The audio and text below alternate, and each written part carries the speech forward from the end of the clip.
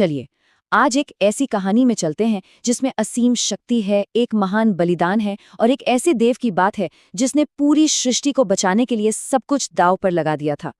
ये कहानी है नीलकंठ की। जरा सोचिए, एक ऐसे जहर के बारे में, इतना जहरीला, इतना शक्तिशाली कि उसकी ताकत का कोई अंदाजा भी नहीं लगा सकता था। एक ऐसा विष जो पूरे अस्तित्व को ही मिटा सकता था। और उस भयानक विष की सिर्फ एक छोटी सी बूंद पूरे के पूरे ब्रह्मांड को पलक झपकते ही खत्म कर सकती थी। तो हाँ, ये कहानी उसी विष की है और उस देव की जिसने उसका सामना करने की हिम्मत की। तो ये सब शुरू कहाँ से हुआ? बात उस समय की है जब देवता और असुर दोनों की ही शक्ति खत्म हो रही थी और अमरता की एक जैसी चाहत ने इन जानी दुश्मनों को एक साथ आने पर मजबूर कर दिया। अब देखिए, ये कितनी अजीब बात है कि एक ही मकसद दो जानी दुश्मनों को भी साथ ले आता है। देव और असुर दोनों ने अपनी सदियों पुरानी दुश्मनी को एक तरफ रखा और अमर होने के लिए हाथ मिला लिया। तो इस मुश्किल का हल क्या था? हल लेकर आए भगवान विष्णु। उन्होंने एक रास्ता सुझाया, समुद्र मंथन। एक बहुत ही बड़ा और जोखिम भरा काम, जिसमें महासागर को मथ कर अमृता का अमृत निकालना था।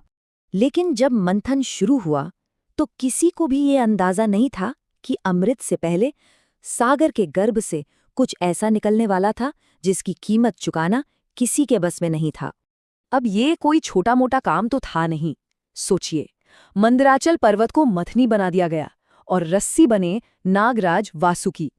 एक तरफ देव, दूसरी तरफ असुर, और शुरू हुआ महासागर को मथने का वो विशाल काम। नज़ारा तो अद्भुत था, लेकिन बहुत जल्द ही ये भयानक होने वाला था। और जैसे जैसे मंथन बढ़ता गया, सागर में उफान आने लगा। पूरा ब्रह्मांड कांप उठा। हर कोई अमृत का इंतजार कर रहा था, लेकिन अमृत की जगह कुछ और ही बाहर आया। उसका नाम था हलाहल, ब्रह्मांड का सबसे घातक विष। उसकी एक झलक देखते ही, उसकी गर्मी महसूस करते ही, क्या देव क्या असुर सब डरकर भाग खड़े हुए। ऐसा लगा कि बस अब सब खत्म।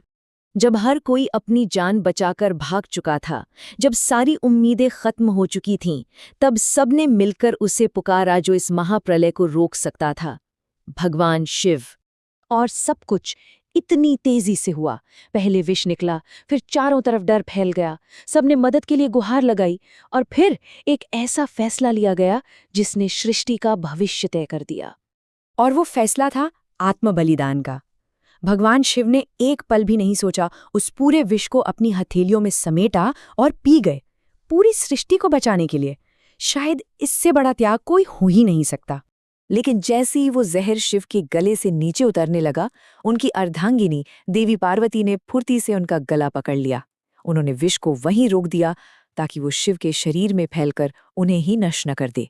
और बस वो घातक जहर उनके गले में ही ठहर गया। उस विष के असर से उनका कंठ हमेशा के लिए नीला पड़ गया और उसी दिन से महादेव को एक नया नाम मिला, नीलकंठ, जिसका मतलब है नीले गले वाला। लेकिन नीलकंठ ये सिर्फ एक नाम नहीं है और ना ही सिर्फ एक कहानी। इसके पीछे एक बहुत गहरा मतलब छिपा है, एक ऐसा संदेश जो आज भी उतना ही जरूरी है। तो क्या सिखाता है हमें नीलकंठ का ये प्रतीक? ये सिखाता है दूसरों की भलाई के लिए खुद कष्ट सहना। ये दुनिया की सारी नेगेटिविटी, सारा जहर अपने अंदर सोख लेने की हिम्मत है। पर, और ये बहुत जरूरी है, उस जहर को अपने दिल तक, अपनी आत्मा तक पहुंचने से रोकना। यही वो कंट्रोल है जो त्याग के साथ मिलकर असली ताकत बनता है। तो देखा जाए तो नीलकंठ की कहानी का पूरा सार इसी एक बात में है। असली शक्ति सिर्फ ताकत दिखाने में नहीं, बल्कि त्याग और आत्मनियंत्रण, इन दोनों के मेल में है। और ये कहानी आज हमें एक बहुत बड़े सवाल पर लाकर छोड़ देती है। जरा अपने चारों ओर देखिए, नफरत, लालच, प्रदूषण, ये सब क्या हैं? ये आज के दौर के हलाहल ही तो हैं। तो सवाल ये उठता है कि हमारी आज की दुनिया के इस जहर को पीने के लिए वो नीलकंठ कौन बनेगा?